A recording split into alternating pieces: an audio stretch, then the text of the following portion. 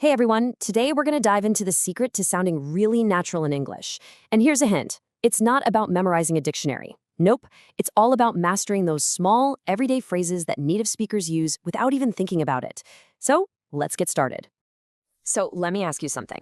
Do you ever feel like your English sounds a little, I don't know, robotic, maybe a bit too formal, like you're reading from a textbook?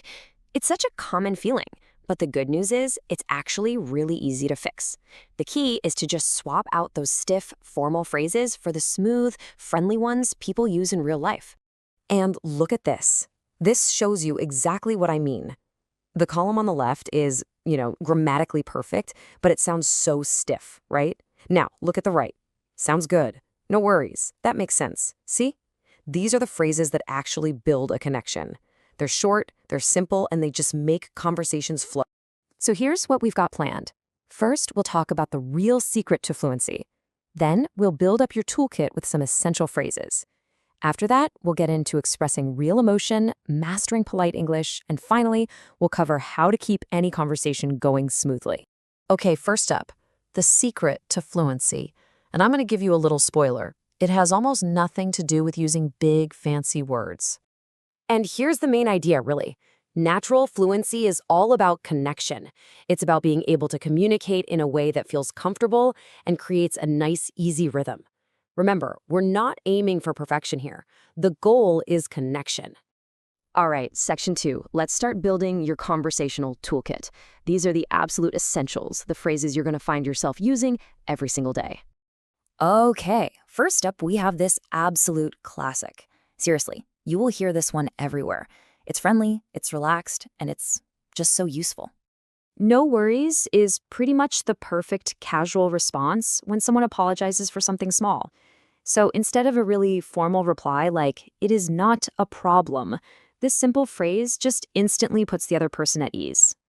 Here's another one you'll hear all the time, especially when you're making plans. It's just a simple, positive way to say you agree with something. Now, why is this better than just saying, okay? Well, because sounds good has this positive, enthusiastic energy to it. It shows you're actually happy with the plan, which makes you sound way more engaged and friendly. This has got to be one of the most common greetings in everyday English. It's just a more casual and laid-back version of, how are you? And this right here is so important. Notice that natural reply, can't complain. A textbook probably wouldn't teach you that one, but it's a super common response that just means things are going pretty well. It's these little details that really make you sound like a local. All right, next up, let's add some personality to your speech. These are the expressions that let you show real, human emotion when you're talking to people. For those moments of total surprise or disbelief, this is your go-to phrase.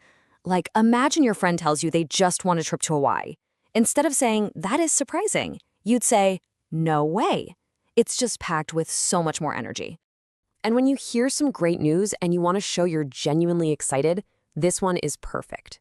Somebody gets a new job? That's awesome. It's just so much stronger and more natural than saying, "That is good." And then we have the simple but oh so powerful wow.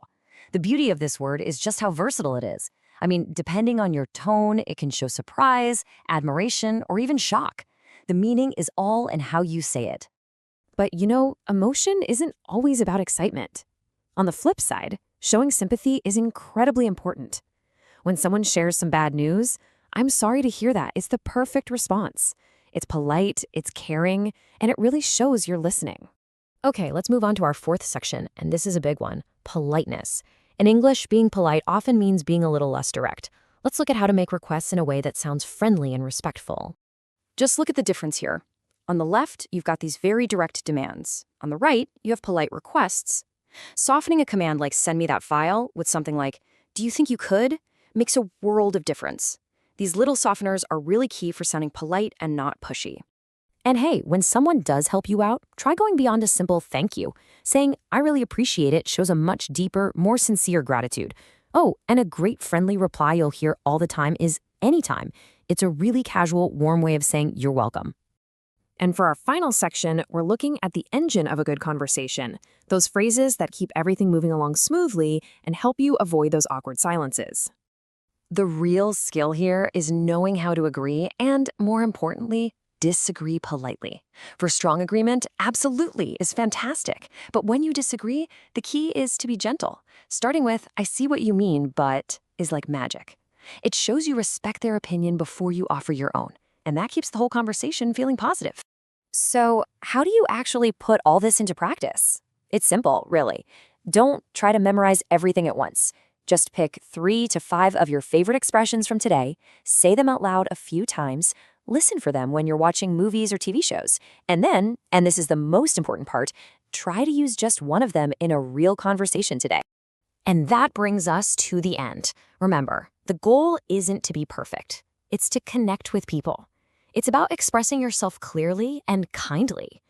So just take a second and think, which of these natural, everyday expressions are you going to try using first?